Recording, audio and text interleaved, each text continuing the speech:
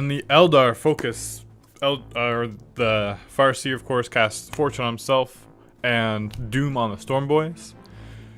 The Dire Avengers are finally open to run towards, and they're just trying to get an angle of some sorts. If they can just get one volley with their Blade Storm off on those, off of my squad, they'll be able to do tons of damage. The Wave Serpent does manage to get a shot off, a template off on the boys, and manages to kill a few. And so we'll have to see if I fail my leadership there. The Striking Scorpions first fire their pistols. Just, you know, fiddling around with them first. He does not manage to do anything, unfortunately. However, he will be able to charge and do lots and lots of damage. During the shooting phase, he does try to run forward a bit with his Dire Avengers, but unfortunately only moves to 2 inches. We're just gonna have to see what happens. He's really gonna need to go to turn 6. He does attack with his Farseer though and does kill it. And so the very short term for the Eldar doesn't have much left. But now the truck is gone, he'll at least be able to jump over it, and hopefully he'll be maybe kill the Storm Boys and consolidate into the objective. I'm just keeping those boys back there so they won't get touched, hopefully. And the Dire Avengers, again, if they can get any angle to shoot at all, they'll be able to annihilate my squad, most likely, even with a 4+ cover save. Even with a 3+ cover save, but, you know, 4+ is the best I can get. So, 1 objective to none, or 2 objectives to none right now. We'll have to see how turn 6 turns out. Or see if turn 6 happens. It does happen, of course. Because we want epic, awesome battles. So, boom guns. Don't press it. My big mech hides a little bit as best he can. Boom gun shot. Direct hit, thankfully. But because of those hollow fields, I only managed to stun him. The other boom gun tries to hit all of them, just hitting the back of the vehicle. It does scatter forward a bunch, but it manages to clip the edge of the Wave Serpent, and so it does. I do get a penetrating hit, and he's wrecked. Perfect. I would have liked an explodes, but what are you gonna do?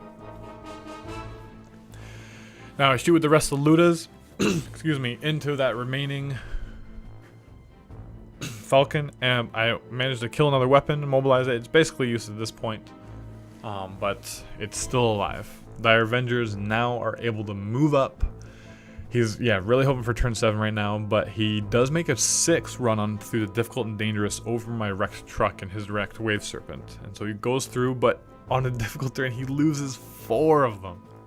However, he does get through, and he's within 1 inch, and so he's guaranteed charge range into my Storm Boys.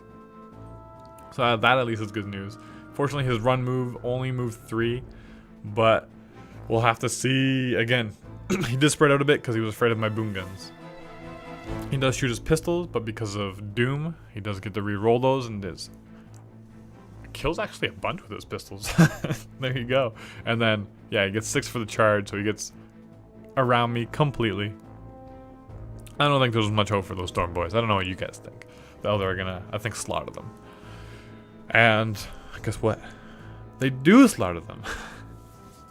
Not overly much so, but enough that they all die except a Knob with he has 1 wound left. Just because of the crazy wound allocation. And then the Power Claws attack at the same time. And so I do manage to kill 2 more. But then his Power Claw should not whiff and just attack back. Yep. And he slaughters me. And how much did they consolidate? Only 1 inch, but I think he's even within 3 inches. We'll have to measure it, but looked like it's going. Again, turns going very fast because almost everything is dead at this point. Not much at all. So, end of turn 6. The Dire Avengers are dangerously close. We'll have to see. And the Striking Scorpions are darn good at close combat, especially with that Farseer and that double roll up of 3+. And so, I don't know if my boys will be able to hurt them back or not.